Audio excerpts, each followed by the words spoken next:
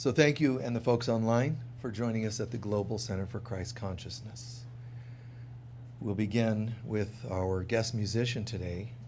Let's welcome back John Dumas. Good morning.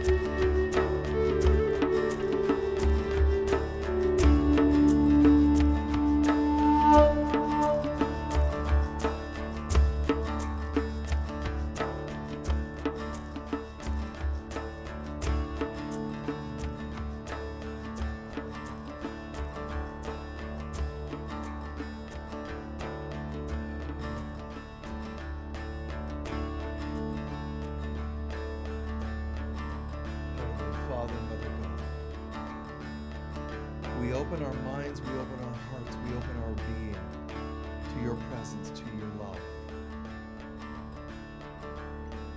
We give to you all of our misbeliefs, all of our thoughts that we are limited, susceptible to harm in any way. Father, Mother God, we give you our false self, egoic beliefs. We ask to be filled instead with your beautiful, perfect presence. Show us what it is, what it means to choose you as our guide. Show us what it means, what it looks like. Show us the gifts that come from choosing you as our guide. We know the karma of choosing otherwise. Show us the gifts of having God as our guide. Show us the gifts in our health, finances, friendships, and in every aspect of our lives.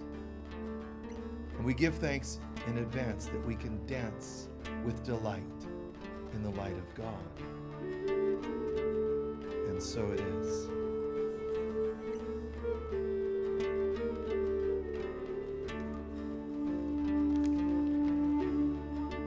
and white eagle. Put into your heart thoughts, thankfulness for everything, for life, for food, for the joy of living. Be thankful for the experiences which may appear to be bitter, for those hold blessings and opportunities for learning. By bringing forward an attitude of thankfulness into our challenges, we will then change our relationship to them. When we allow change within us, it will change what is outside of us. Even where there is lack, we can choose to see God's power to provide. Each morning and throughout the day, give thanks for all that you have given and for all that you have received. And so it is.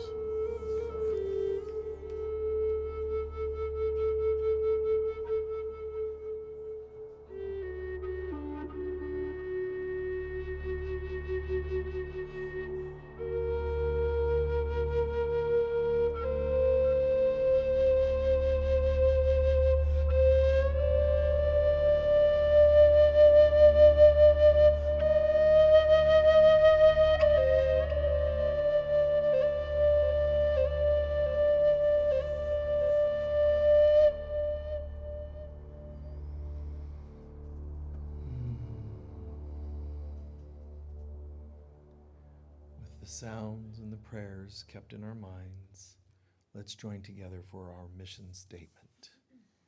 The cards are in front of you if you want to pull those. Most of you know it by heart by this time. Together, please. The global center for Christ consciousness is a spiritual center for students and masters on the spiritual path. We are dedicated to awakening the inner Christ and to creating a world of love, peace, joy, and abundance. And once again, let's welcome John Dumas.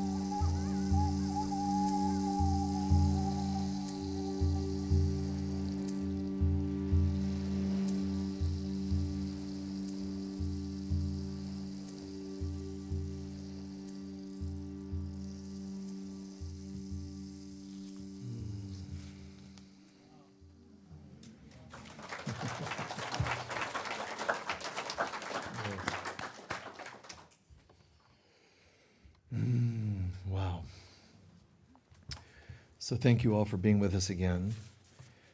If you'd like to, you'd be so kind, you can share what topics you'd like me to cover today, please. Consistency. Okay. The wisdom of the whales.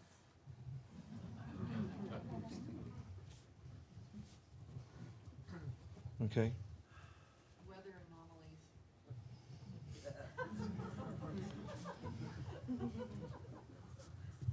Awareness. Joy abound. I don't know. Spinoza. Spinoza. The Sixth Sense. Somebody, Staying centered in the heart. okay, good, thanks.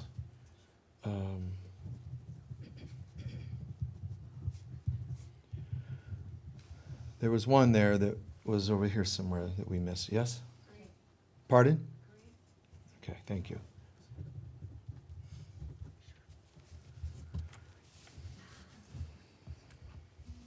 All right.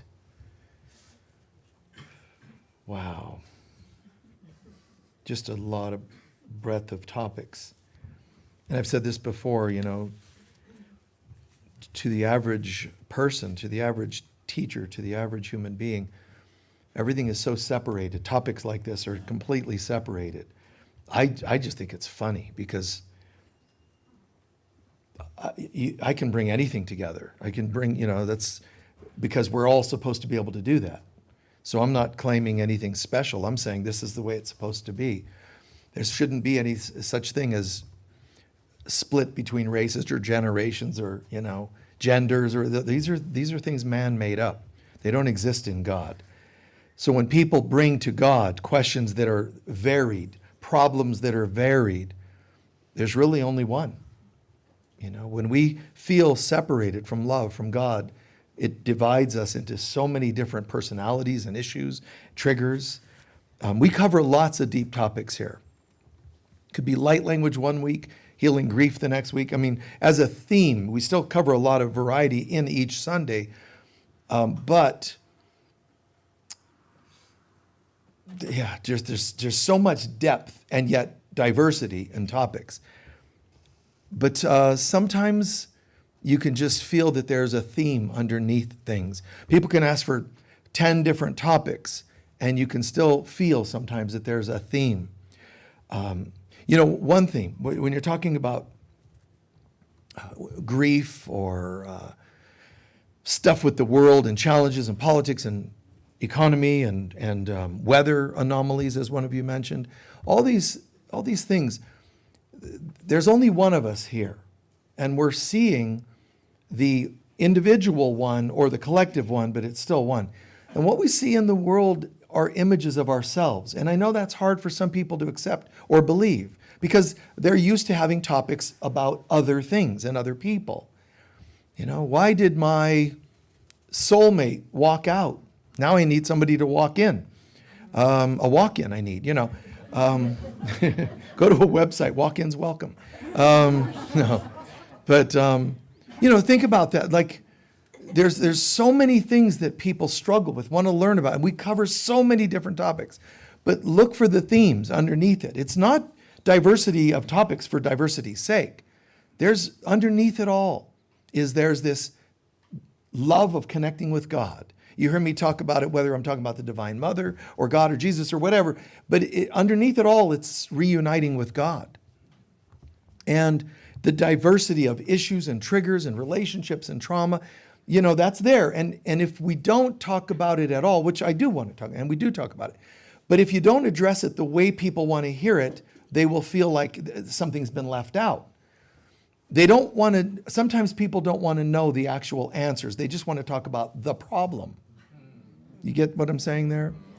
And one theme underneath so many things.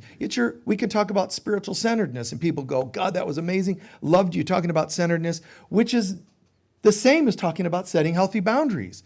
But if you're not centered, you won't know how to set healthy boundaries. then it's the same as also, well, I feel alone, I don't have a partnership, and your centeredness will address that. So any solution, they're all the same. More God. That's it in a nutshell. We could talk about prayer. That's more God. We could talk about healing. More God. It really is about returning to our oneness with God. But we need diversity of topics because we might need to learn about forgiveness to be able to return to God. We might need to learn about getting sober, clean and sober, so that we can return to God. One theme that I think is almost never discussed is just the idea. Here's the secret. Underneath all these things, we can talk about it as being centered, mastery, finding yourself, waking up versus being asleep. Here's another word for it all: maturity. Spiritual and psychological maturity. Michael, could you throw in there in the talk, why did my soulmate leave? Because they were psychologically and spiritually immature. You decided to wake up. And if you're waking up, it doesn't work to settle for spiritually, psychologically immature people. When you have a partner who won't stop cheating, who won't stop getting stoned, who won't stop whatever else, they won't decide to get a job, that's because you live with an adolescent. They're not choosing to wake up. Part of spiritually, we call it spiritually awakening. With that comes maturity. It doesn't make it any easier that women seem psychologically, they say, to grow up sooner than men. So ladies, you got to date someone 10 years older, always. No, I'm kidding. But if you're looking for somebody that's remotely in the same ballpark, otherwise, they're going to have a session with Michael and go, man, I'm with a girl and she's a bummer. We used to get stoned and sex all the time. And now she doesn't. Because she's mature. And she doesn't feel it's appropriate to be with an adolescent, which is actually a healthy decision. Anyway. People can blame numerology, astrology, past lives, all kinds of topics. Try this out. Just try to weigh in one thing. Not their stars, not their numbers, their psychological maturity level. Just try that out. And you'll sit there and go, oh, like all these epiphanies suddenly as to why that guy's not in your life anymore, why that girl is gone or whatever it is. Your family members, they can be 105, your parents or grandparents, and they can still be psychologically immature. The word like boundaries, but what are you talking about? And you're going to sit there and try to convince them about pyramidology and ancient civilizations. Listen, if they're still in the dark ages, why are you trying to explain it to them? Why don't you just go, this is kind of funny. I'm hanging out with people that are less mature. When Jesus says, forgive them, they know not what they do, that's partly what he's saying. Forgive them. They're not going to get it. Not because they're flawed or bad or wrong. They're just not evolved psychologically and spiritually.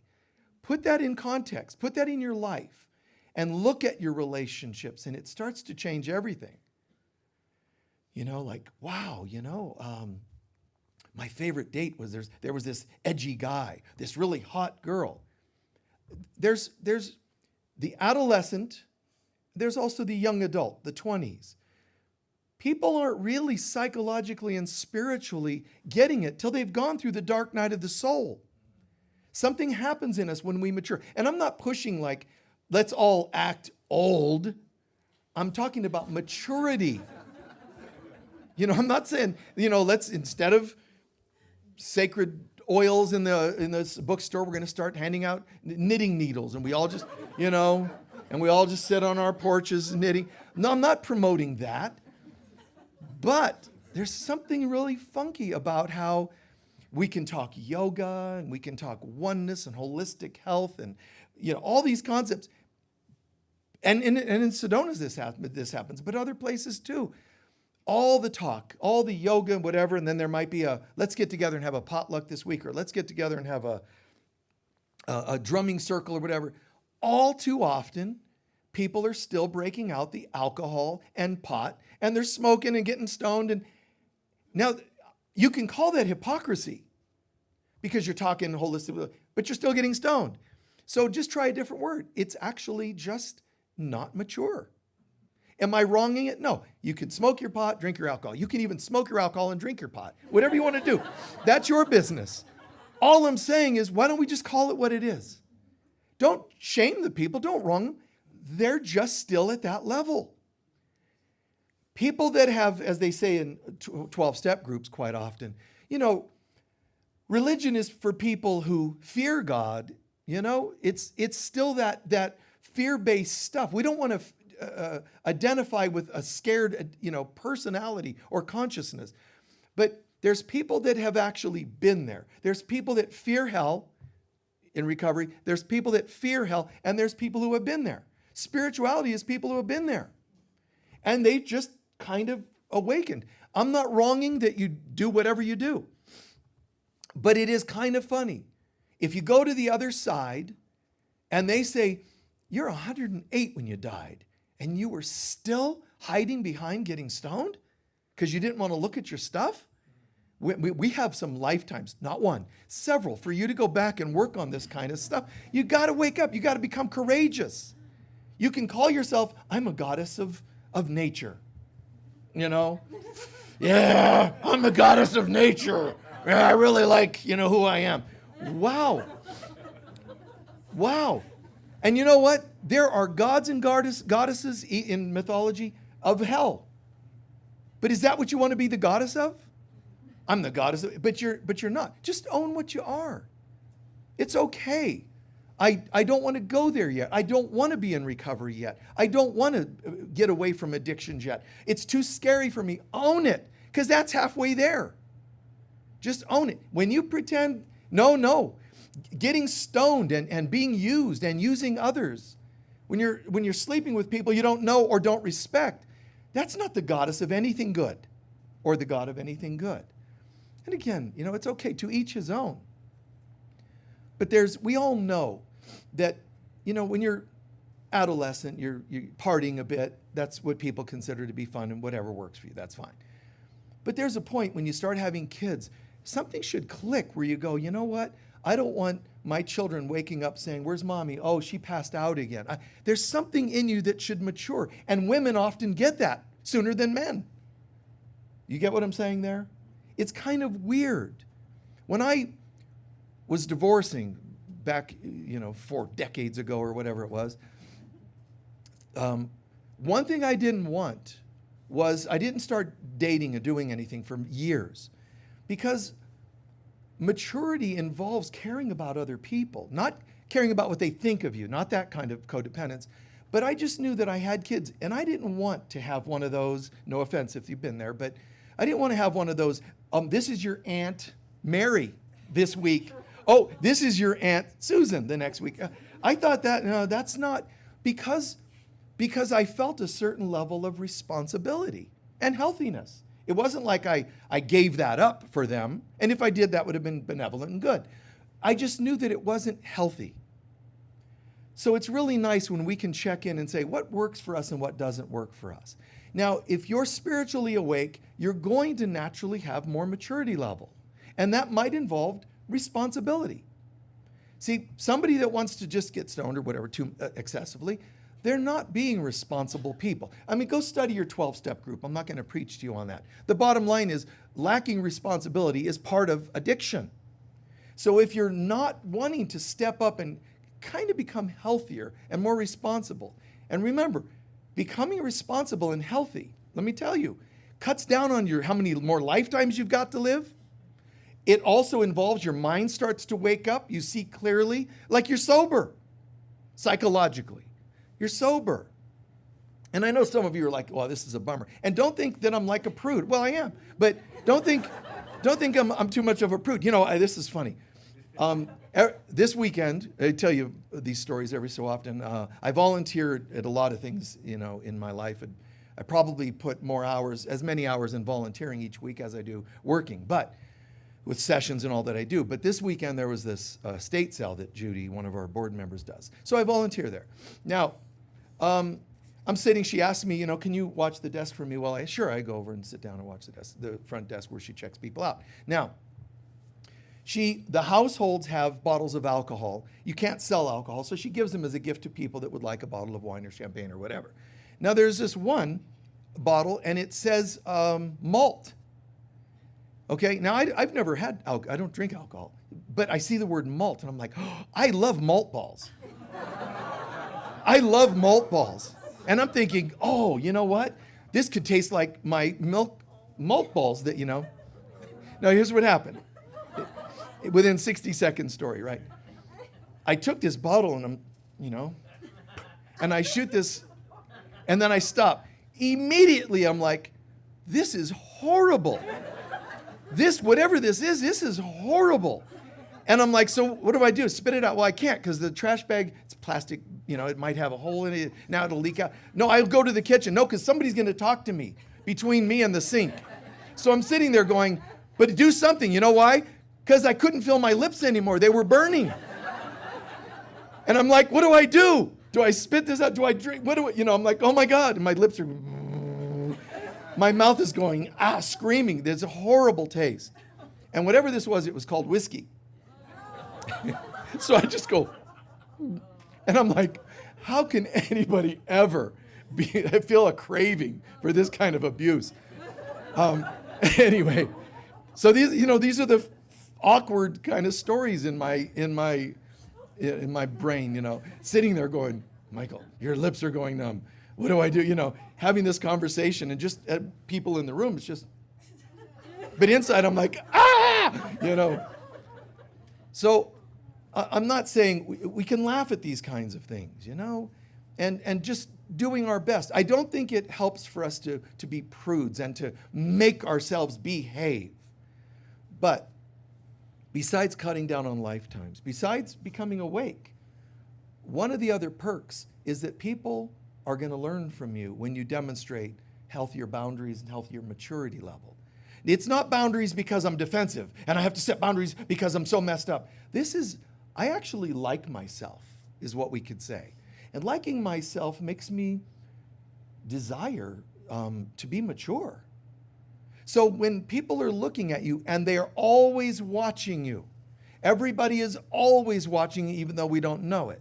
But especially when you start to wake up, you start to glow a little more, even if it's a little.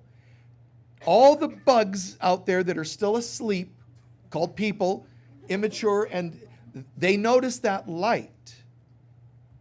So they watch you more. Do not underestimate what I'm saying.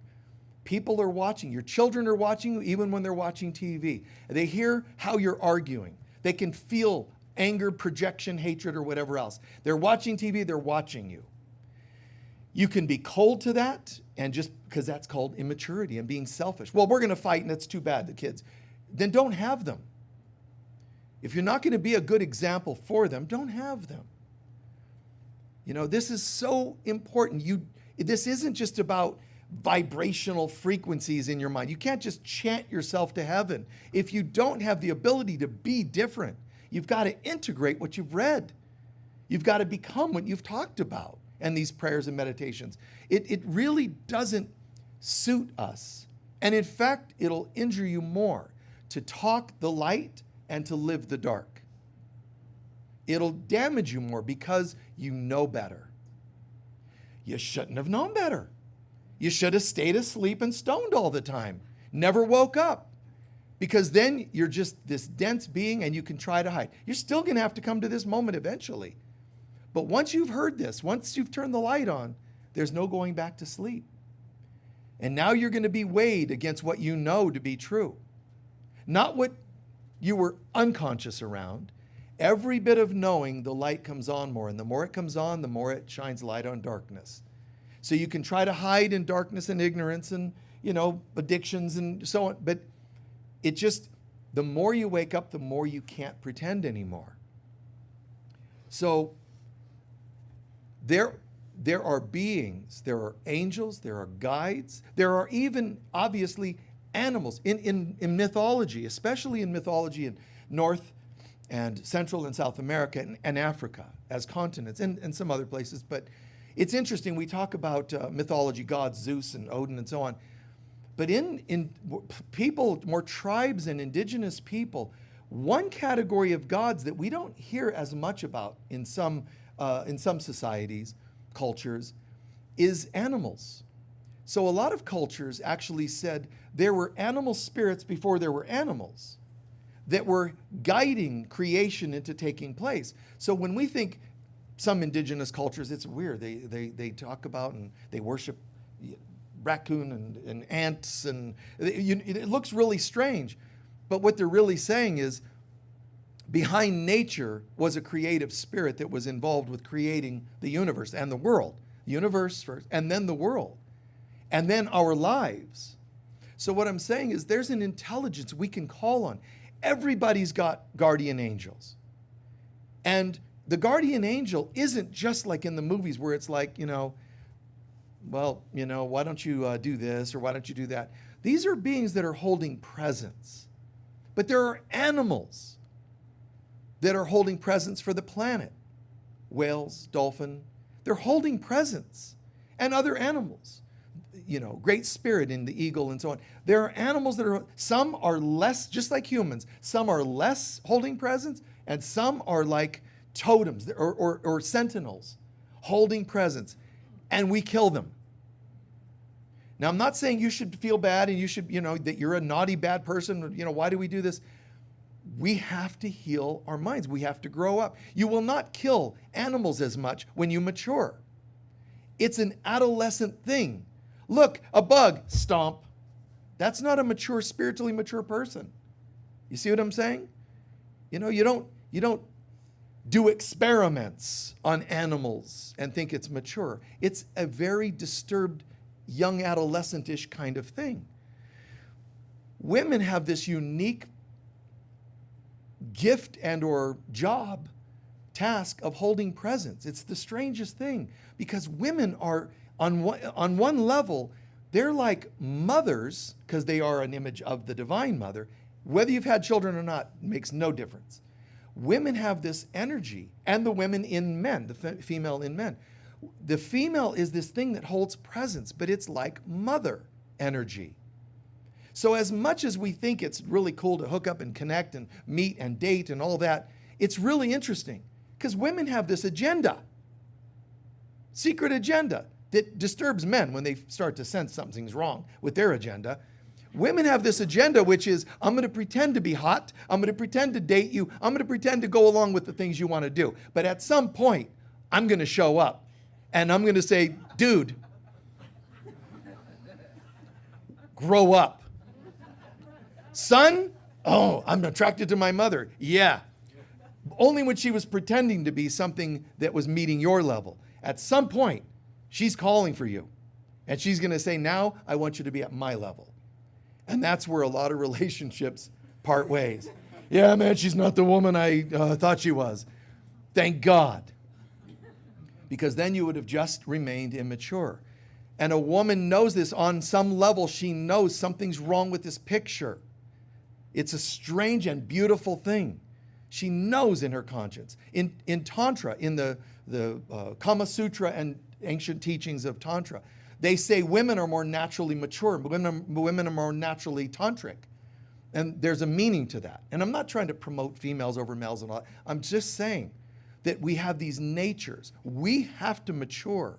And part of the women archetype, consciousness, is holding space for that awakening. It looks like women are here to birth babies. Well, the first one is your husband, your partner. Birth him into spiritual maturity. I know what it must sound like if you're a guy going, thanks a lot. I know I'm not getting any anytime soon now because Michael did this talk. Go elsewhere. Go to a bar where everybody remains asleep and dysfunctional. I mean, if that's what you want to do. But there are other options. How beautiful it is. Say to your partner, even if it's the female in your male partner, say to your partner, I'm sorry. Part of me is terrified at moving from the norm of this world, the social norms and the projections and agendas. Part of me is terrified from moving from that to saying to you, there's something you have, woman, female, etc. There's something you have that I'm supposed to actually be here to get, and it isn't just your body, and it isn't just your relation, your presence. There's something that I've been afraid of, and it's God. and it's my own awakening.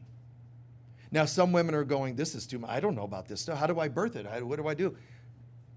The mother is so close to you, she's in you. So all you do is surrender to her and say, I'm ready to become a divine mother, a daughter of heaven. I'm ready to birth things to a new level. I'm going to birth my children. I'm going to birth my partner. I'm going to birth my thoughts, as I use this term. The daughters of heaven, which are really the divine feminine in all of us, they have a destiny. They're going to learn to ignite everything they look upon. They're going to ignite relationships and maturity into the men around them and so on. They're going to ignite their children. And they aren't going to settle anymore for, well, I want my kids to like me, so I'm going to do what they want to do. No, you start holding more and more confident presence. Just sentinels and pillars of consciousness. You know, we're going somewhere. And your partner might say, this is weird, this is too much. Just say, let's talk about it together. Let's navigate this. But I can't go back to being anything else. I'm moving forward with you or without you. Everybody in your life should be put on notice. I'm changing. I'm moving forward, and it's with you or without you. And it isn't, it's women, and it's our own individual choices. There's animals that we kill that are there to hold presence. Now, I'm not trying to get you all upset about the killing of animals, even destroying trees the way we often do.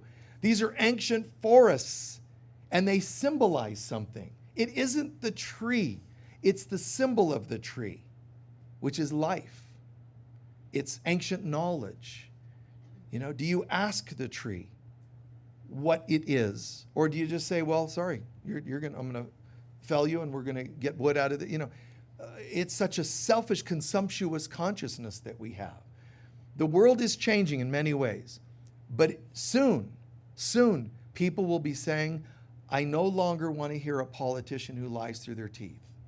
I no longer want a doctor who gives me health advice when they're part of a system that's focused on keeping people sick. Contradiction and hypocrisy, and I'm not picking on anyone in particular, I'm saying we're getting to the point where it's going to be no. And you would think it's going to be the male in us that stands up and fights, because that's the warrior, against these old systems. And it isn't. It's the woman, the female, that has to say, no more. There's a common story, folk tale, in Greek mythology about a time when the men kept going to war and causing destruction, and children are losing their father in war, and so on and so on. And the women are just fed up with it. So the women got together and said, okay, men, we're putting you on notice. You will never receive sex from us again until you call peace from all these battles and wars. You know, and it starts off with a no way, man. About a minute and a half later, I'm kind of in the mood. Then all of a sudden, okay, peace talks. So someone's got to be that power that's feminine, that's inside, not masculine outside. This sentinel, this centeredness.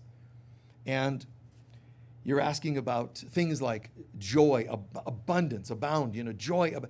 Joy doesn't just fall into our laps. Joy and inner peace, those are effects. You understand? Those are effects of work done inside. So joy is already there, but I don't see it or feel it because I have to make some maneuvers inside. I've got to, it's almost like saying it's the good karma. Do you want a better life? Do you want a better relationship? Stop giving into things that don't resonate with what's better, healthier. It's an astounding thing when we say maturity. And again, I'm not saying you can't still drink or whatever you do, that's fine. But where's it coming from? Does your I am self say, what I need right now, I'm in touch with my I am self. I'm in the Om of life. The sacred music, it is right in and through every cell of my being. And what I want right now, I'm coming out of meditation and I go, six pack. I need. That's never happened in the history of the planet. That somebody was in their God self that said, right now, yeah, we feel all the God oneness, but you know what we really need is a six-pack. That's never happened. But should you shame yourself for it? No. Just own that. Do that. Say it's kind of funny. Divinely speaking, I am in this frequency of total oneness and completion. Isn't it funny that I still feel the need for, desire for a six-pack or whatever you're into? Just laugh at it. Own it. You try to pretend it's not there, minimize it, deny it. You're actually building a powder keg inside that's going to blow. Own it. It's just this, to be able to laugh at it. Laughing at it eases the tension around it. And then it'll ease the addiction to it. And it'll start to resolve itself. It's kind of like once a secret's out, it starts to dissipate. So once you own these things, they don't have as much power over you. And you don't have to pretend they're not there, and you don't have to deny them, and so on and so on. So one of you used that phrase, I don't know. And that says so many things. I don't know. I think I feel divine, but what is this that I still want to be intimate, or I still want a person in my life? I feel too alone. What is it that I get upset about the way people treat the animal life? I mean, those are triggers, but look at it. What is this really about? The I am in me is in a state of total and complete tranquility and peace. The triggers are not my I am self. So don't justify reactions you have to politicians as being righteousness. Righteousness comes from the words right consciousness. You're never in your right consciousness when you're angry, triggered. That's hurt. And where's it coming from? As one of you put, centered in the heart, right here. The reactive me is my human personality, unhealed wounds, immaturity. Centered in my heart, man, just don't tell me centered in the heart leads to getting stoned, because it doesn't. And I don't mind. People do what they want to do. Forgive them. They know not what they do. And it means it's an immaturity. And I know, this triggers a lot of people. I've done talks. I've worked with institutions and universities, metaphysical, spiritual, New Thought churches. And I can go in there, they can say, we're so messed up, we need more of what you're doing at the Global Center. Help us. And I say, okay, you sit down with their board and you say, here's what you can do. And they're like, wow. And then they don't, and they close their doors a month later. And part of me goes, wow, they were so close. They wanted maturity. They wanted to know how to function at a higher level. And the human part of me is like, dang, we were so close and they blew it. And I have to always remind myself, and I'm saying to you too, when you see people that seem like they want to be more spiritual, but you see the immaturity level, be careful not to get caught up in it, because what's happening is we get hurt when we see that people aren't what they told us they were. You date someone that seems like you guys connect, but wait, are they connecting with the old you that still wants to be shallow or party or whatever? Or are they connecting with the new you? A lot of things that don't go well are because of this maturity issue. Just not owning and seeing that there's really a maturity issue. That's all you have to do, is see that it's that. Some boards are not spiritually committed and mature enough. You can see it in their behaviors. So you give them advice, but don't be shocked that they don't do it. Well, same for you and your life. Look back at heartbreaks. And you could have all kinds of words to it. You could say, well, I guess astrologically. You can even say, I guess it wasn't meant to be. Like God's up there going, no, I don't think so. That's not happening.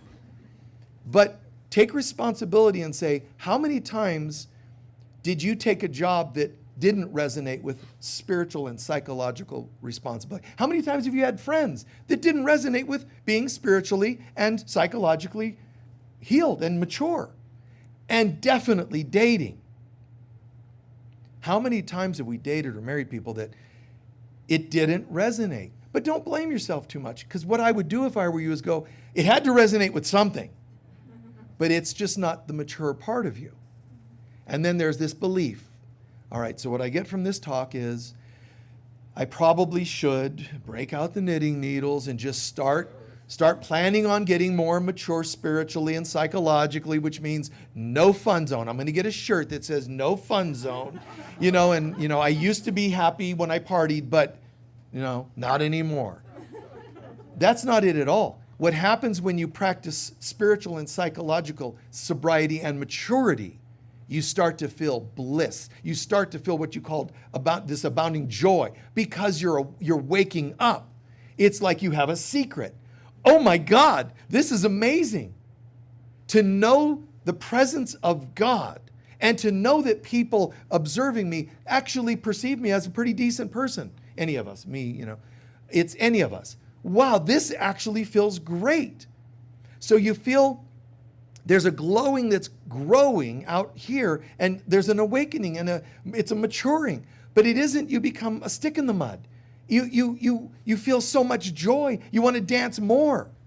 But you don't need to be stoned to dance. You don't need to be, I said. You don't have to be a little tipsy to be intimate so that you can lose inhibitions. It's like you're already naked to the world. You're already open and your soul wants to dance. It's ready to dance. The old you that you thought was having fun was actually needing to stimulate and sedate you into moods that you should be feeling already. But they're organic. Don't talk to me about organic and you keep getting stoned. I know you think, well, there's organic things that I can get stoned on.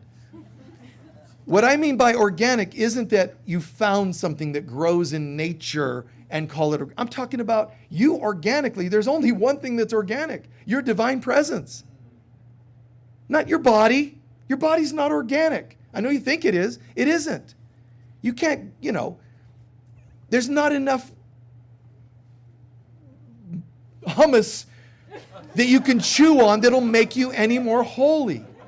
There's not enough vegetables. You can just graze in your organic garden outside. It won't make you holy if you aren't already identifying with holiness in here. What's organic is that I am made in God's image.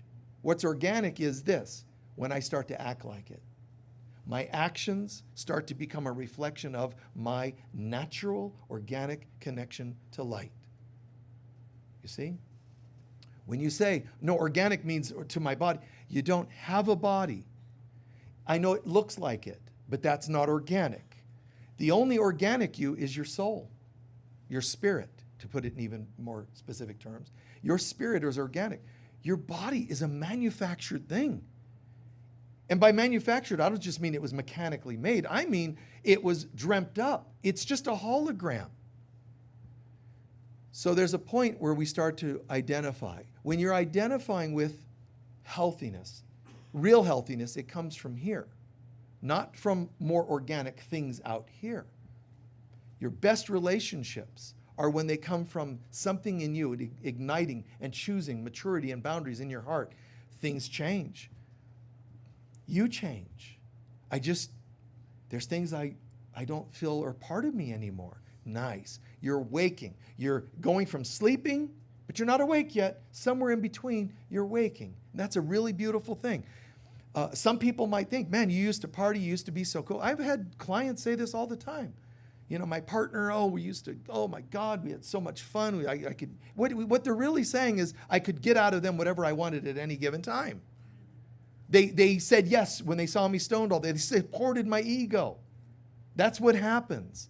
But that's not maturity, spiritual and psychological. And I use those words because we're not just talking about something abstract, spiritual. Psychological maturity. A person who takes responsibility, a person who knows what makes them tick, why they have compulsions to do things. Not having them, but do you even know why? Waking is when you learn why you have them. You're not completely awake where they're all gone yet, but isn't it interesting to find out? Yeah, when I start to get, even when you say, I get agitated when I haven't eaten in a while, that's not your divine self. But it's nice that you know that. You know why? Because you used to take it out on us. Now you know it, so you take better care of it. Beautiful. We're happy and we support you to continue learning about yourself. Things that get you to turn back into yourself are typically going to be the healthiest things. Things that make you project on others is an immature person.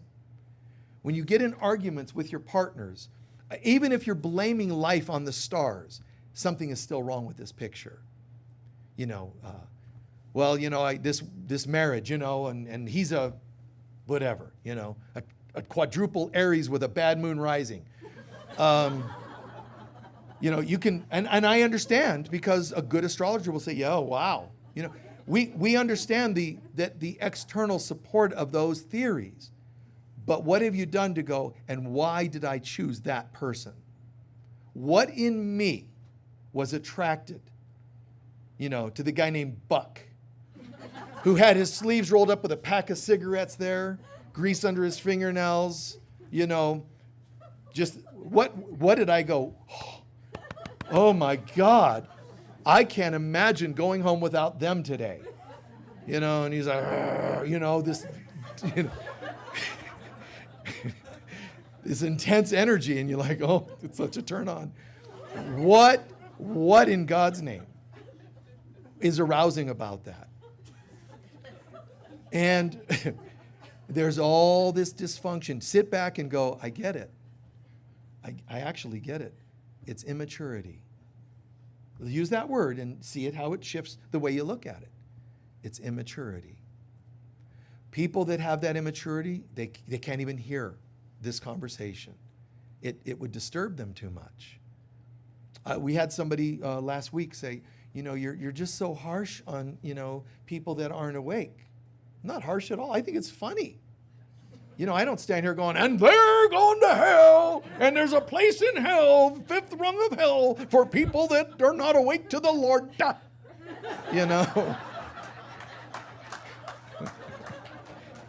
That's not me at all.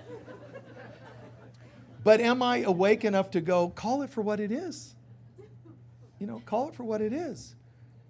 To be able to be so awake that people cannot bribe you psychologically. Mom, but like they'll like you more if you, no, honey, that's not going to happen today. Or partnerships, You used to be, oh, that'll work. On an awakened goddess, yeah, guilt me. That's going to happen. She should be like, you're kidding, right? You're actually going to try to guilt me into being shallow with you? No. Somebody's got to speak up. And I've said this for many years. The spiritual leaders that were popular, authors and so on, in the 90s, 80s, 90s, and so on, I said this way back then. They're all going to come to an end because all they are is authors.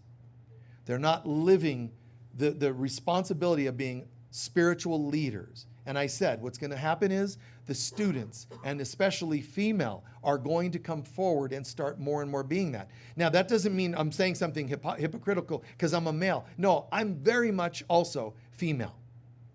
I'm in touch with, we're supposed to all be in touch with all aspects of ourselves. And if I were only a male teacher, I just can't even picture it happening. Somebody just yesterday said, oh no, you're very female. And I'm like, what? Oh, what do you mean by that? But it's a beautiful thing. We should all be in touch with our divine masculine and feminine selves and have them integrate. I don't want to even talk about the two of those things. I'm talking about where they become one. We're supposed to be a fusion of that. So I don't typically walk around and say, oh, I'm into the divine masculine. That doesn't make sense in my mind. That implies that I'm half a person. I just live to be the fusion of both. Whatever you want to be careful. Look for the things that aren't true. You want to be a god, goddess. You want to be an awakened. You want to be divine, feminine. Use those words, but don't use those words if you're choosing to be asleep in consciousness. And another term for that being asleep is if you're still going to live in immaturity.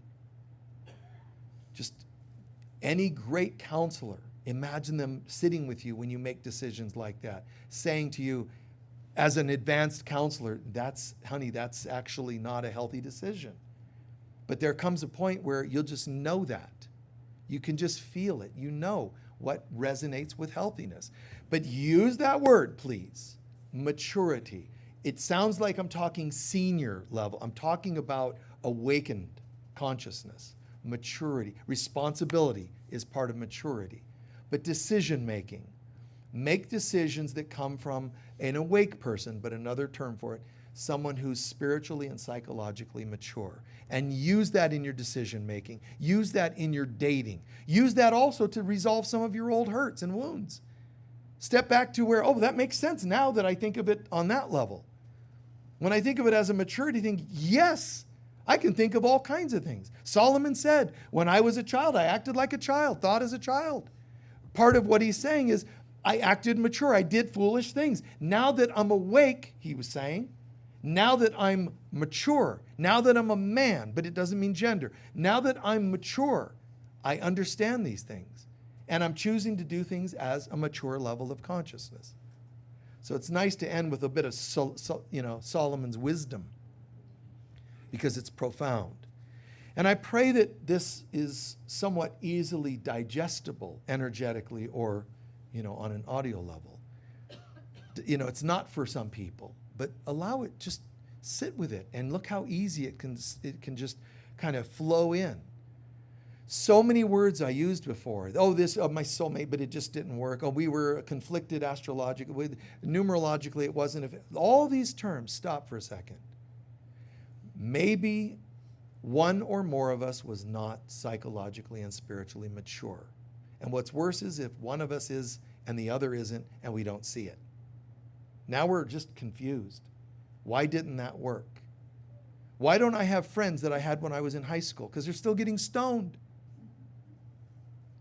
I went to a reunion or whatever, one of those things, high school thing, about 10 years or 20 years after graduation.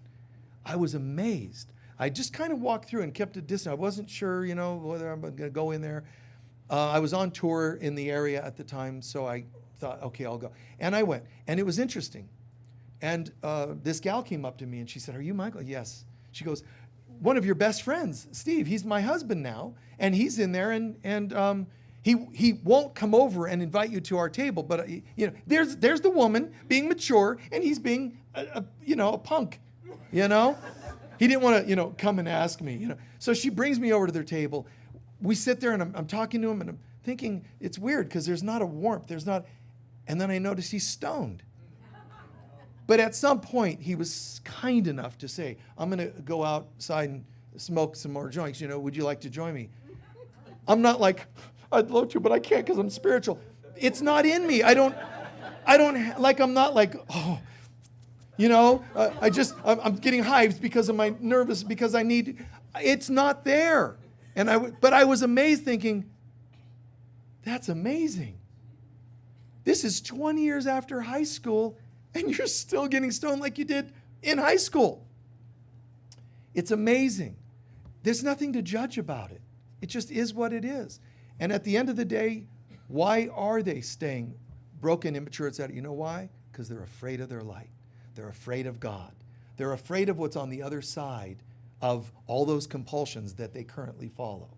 What if you are told no to intimacy when you want it? What if you can't just get stoned to numb yourself after work? What if you can't have a drink after work to kind of numb the fact that you're at a job you shouldn't probably be at?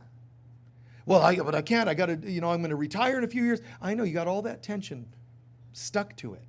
Do you know that's called an unhealthy relationship? You can have them with jobs. You can have them with inanimate objects and with people. If you're healthy, how would your life be different? If you just go with that, not what would you like stimulus-wise. If you are already spiritually and psychologically healthy, what would your life look like? And let's start moving in that direction. I can tell you, one of the biggest challenges with it is you might not have the same numbers of people around you, but that's okay. I'd rather be healthy and sane. I'd rather be alone and sane than have a bunch of people around me just kind of in the lostness of life, the shallowness. Don't judge them, because ultimately you should be able to walk even into a bar and hold your light, and not judge those people. Jesus didn't. He sat with what they call in the Bible the whores and the drinkers, and there's reasons why he did that. He says the reasons, but there's reasons why he did it. And one of them was because the priests, with all their rules, are the pendulum on one end, and they're hypocrites. The people on the other end that don't believe in any of this growth and all that, so be it. They don't want to hear it either. They don't want to hear it because they know. They don't want to hear it because they don't believe. I'm looking for all the people in between that are willing to surrender those extremes and say, okay, you know what? My heart is open. It's beautiful to attract people that want to hear what you have to say, but they also see what you have to present to them. Don't overtly do it, but just understand how important it is to be a wonderful example to people on this planet.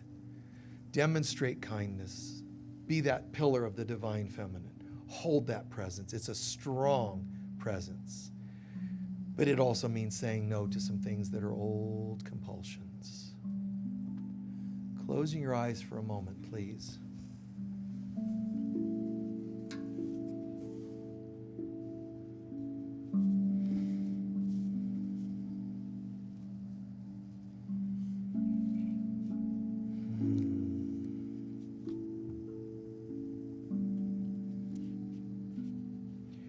Everything on the outside of our lives comes from the inside. People destroy nature and have addictions because of the tempest they feel inside. That's all it is. Sedating ourselves on the outside comes from feeling anxiety on the inside. Running and cheating on our partners comes from anxiety inside. Just own it. And killing animals and being power hungry and money hungry, all it does is reflect something's off inside. And the same thing stands true with weather. There is no outside. The weather, the sun flares, the earthquakes, all these things are reflections of man's insecurities and unhealed wounds.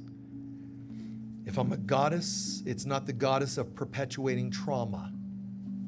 If I'm a god, it is not the god of causing trauma. If I'm a god, goddess, a divine, masculine, feminine, or whatever else, Christed being, then I recognize I don't have to tell the weather to change. The weather is me. If I calm my soul, the weather will reflect it. All the challenges and riots and things that go on in the world, they're a reflection of mankind. Father, Mother God, guide me and help me. Divine Mother, Holy Spirit of God. All these years I've prayed for things I wanted, thought I wanted, needed, etc. It's enough. Now what I'm asking is to be a channel of your presence. If I'm channeling your presence, the weather would be embarrassed. Earthquakes would be embarrassed to come forward against the frequency of peace and love that I'm putting out there. I do not need you tsunamis. I don't need you storms. We don't need anything that reflects the pain of being in this world. We are home. We've always been home. Help us to remember that, live that principle. Father, Mother God, we're so sorry, and we surrender all our past thoughts and beliefs. It feels silly to ever have been psychologically, spiritually immature. Thinking we get from others, blaming others. No, it's enough. I'm here. You guide me and you show me. And in this, my divinity can shine forward. And your children, healed and affected by my choice to be sane and healthy. Let's breathe this in as a truth, as an affirmation to the world.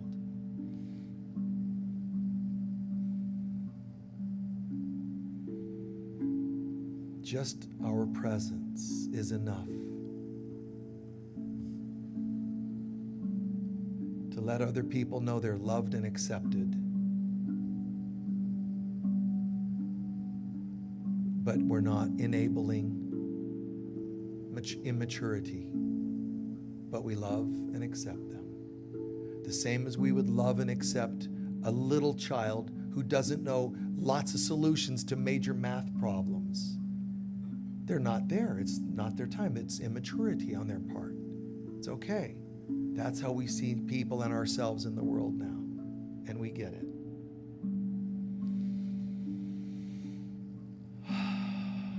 Let's breathe that in.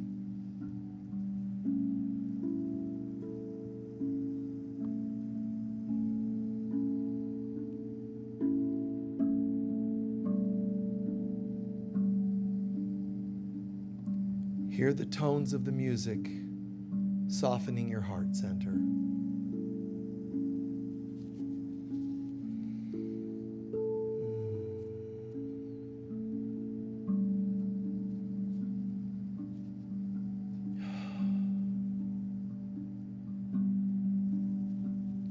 Each tone, each sound made, imagine they're becoming stars in the heaven above you.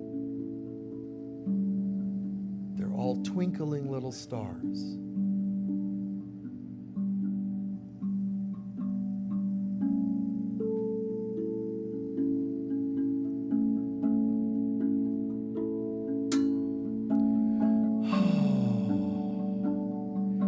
And that light is shining down into our hearts, bringing us healing and confidence.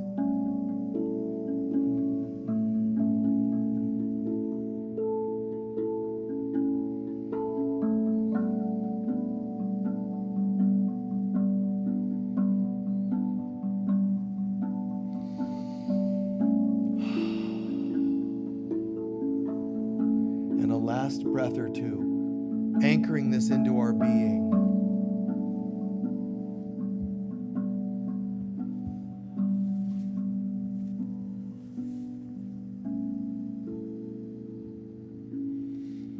And so it is.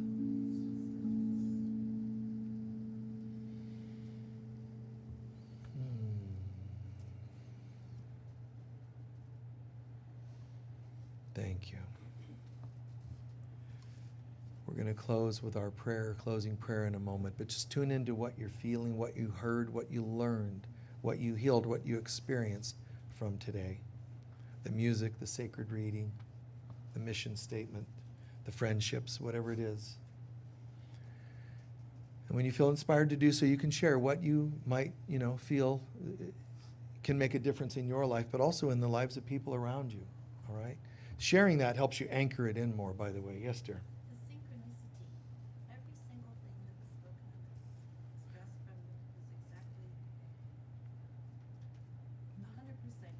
Nice. Synchronicity and the consistency of the message week to week, but also in your life, what's going on in your life. Nice. Thank you. Yes? During the prayer, I remembered that at times when I was less spiritually mature, my teachers never judged me. That kept me going. Nice, nice. Well, there's something about that mature wisdom that sees people tripping and stumbling and making silly decisions, but not judging them for it. There's a beauty to that. There's a difference between that and enabling the behavior, encouraging it, causing it. That's not what we mean by someone who looks upon you doing or others doing those things, but not judging them for it. Everybody is on the path. Everybody's going to get home sooner or later, and it's the easy way or the hard way. If they choose the hard way, be compassionate. If they choose the easy way, be grateful. But either way, it's all somehow okay. We all have angels supporting us, guardian angels.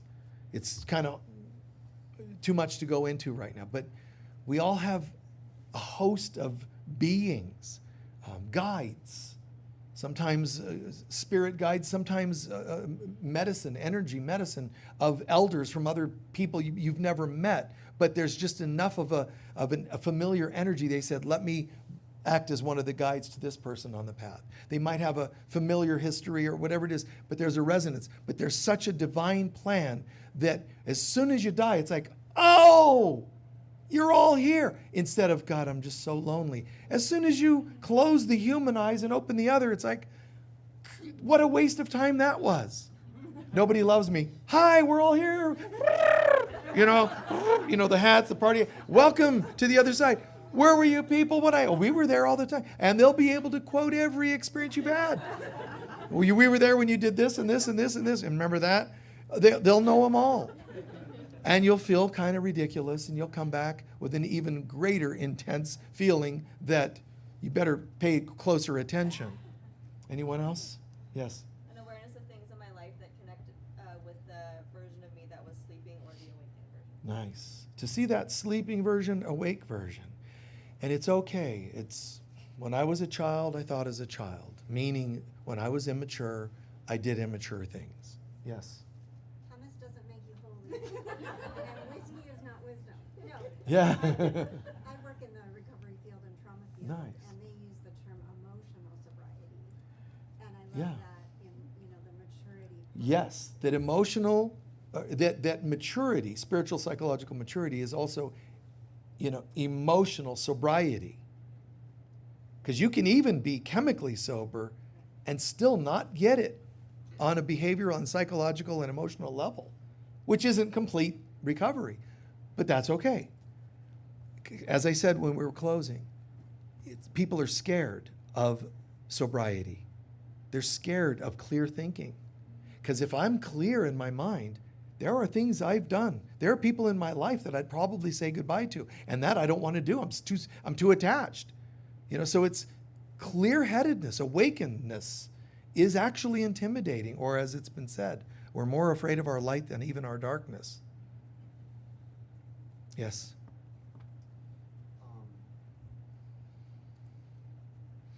To invest in the soul or God is the actual true organic self, not the body, not the mind.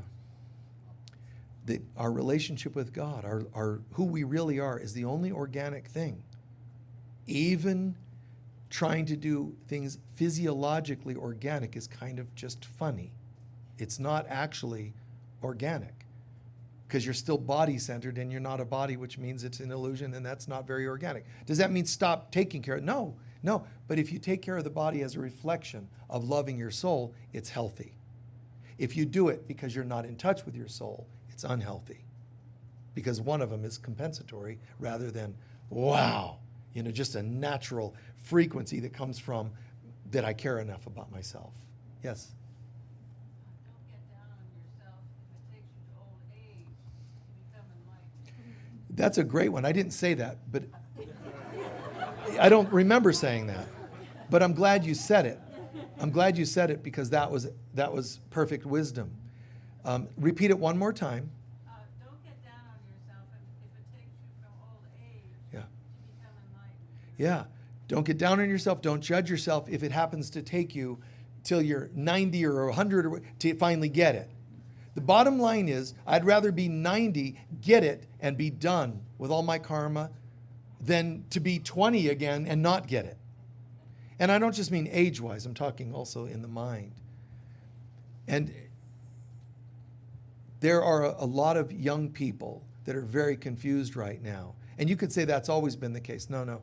It's reaching greater heights than it's ever been, greater numbers and intensity, that young people are coming in and they're saying, wait, there's something wrong, that we were supposed to be able to rely on mentors and healthy people. Parents started enabling the behaviors, making, unhealthy relationships with their kids. So now there's nobody to call on, nobody to trust. And the parents should probably consider going back and redoing that, not in another life, but here saying, you know what? When I was immature, I acted immature, and now I get it. Here's our new life, and here's healthy boundaries, and here's what I'm about, and reflect it to them now. Well, that's fine. Why didn't you do that 20 years ago? Well, thanks for sharing, kid. But we're going to do that. We're going to do that now, starting now. Now. Husbands, wives, partners, Well, you know, we used to do, I know, yeah, wasn't that great? That's when I was stupid. Now, I've had an awakening, and this is where I'm going. You know, it just, I'm not going for that other stuff. No more dating that, you know, hotimbeciles.com. You know, no, I don't need that. Can you still be attracted and have attraction? Sure, but healthiness is the priority. And I close with that. That for me, if people knew me, what I always most treasured, there's a few times in my life when I remember seeing and just really going into the appreciation of clear communication and love and trust. That's what always flipped my switch. I was never just the attractiveness or hot or stoned or none of the stuff of this world really attracted me. But one thing that happens in this world was when I saw people being spiritually and psychologically mature, when I knew I could count on them, when I knew that when they say they loved and supported what I do, they really did. It wasn't a fad. It wasn't a thing, you know. That they were really psychologically, spiritually mature with their emotions and what's going on with them. Love that. So what happens is when people have created a container, which is from me to the world, it becomes a container and reflects back because of kind people. Wow, we can step in that kind of container and just let go. That's amazing to me. And I know it's true for other people. Create the container in which they can stand and begin dancing. You know, that's just so, so beautiful. All right, thank you. We're going to take up our collection and do our closing prayer. Just please be as responsible and mature and generous as you can be with your donations. We greatly appreciate this. In the purple bags go your standard donations, and online there's a button you can push there to donate. The baskets are for any extra donations, people of lesser means, special projects we're doing here. Just do what you can, okay? Hold your love offering to your heart. Really hear it, feel it, believe it. Together.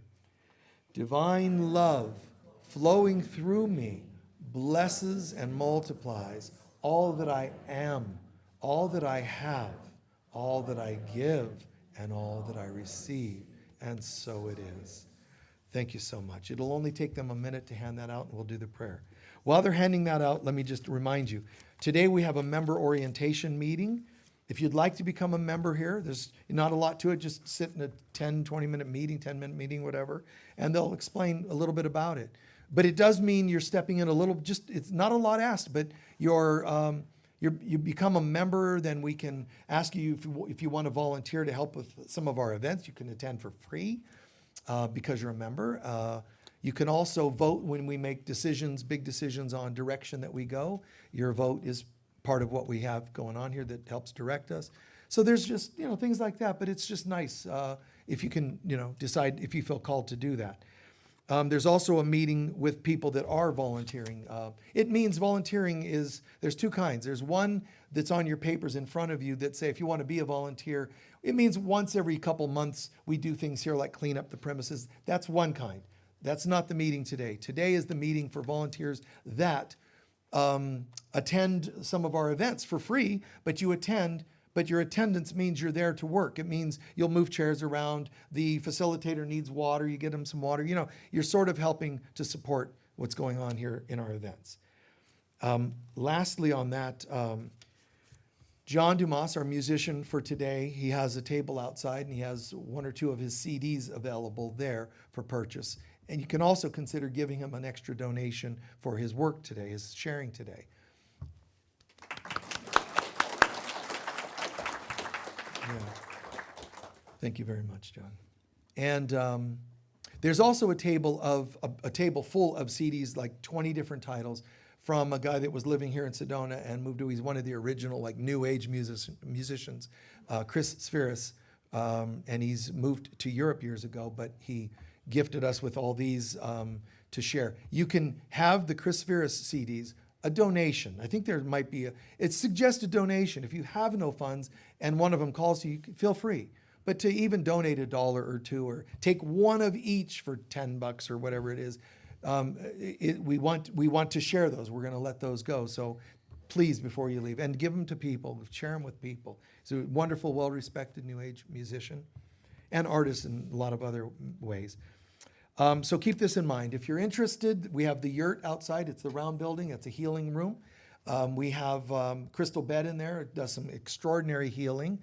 Please, if you're online or here, go to our website, click on becoming a member, and become a member so that we can get on our mailing list and not become a member. You can get on our mailing list, and we'll keep you posted on what's going on here, and that's really cool. One of the cool things coming up is the Daughters of Heaven Conference. So that's something we'd like you to feel here, feeling called to what is Daughters of Heaven. And if it's abstract, ask. Go to the website and learn a little bit more. But it's something you feel in here. It's like walking, I'm ready to just really walk in a connection with Spirit. I mean, a much closer walk with God. And it usually is something you already feel and maybe have felt for lifetimes, a closeness with God, but didn't know what form it could take. Now these Daughters of Heaven are like, we're becoming embodiments of the Divine Mother on earth. So it's just beautiful and powerful energy.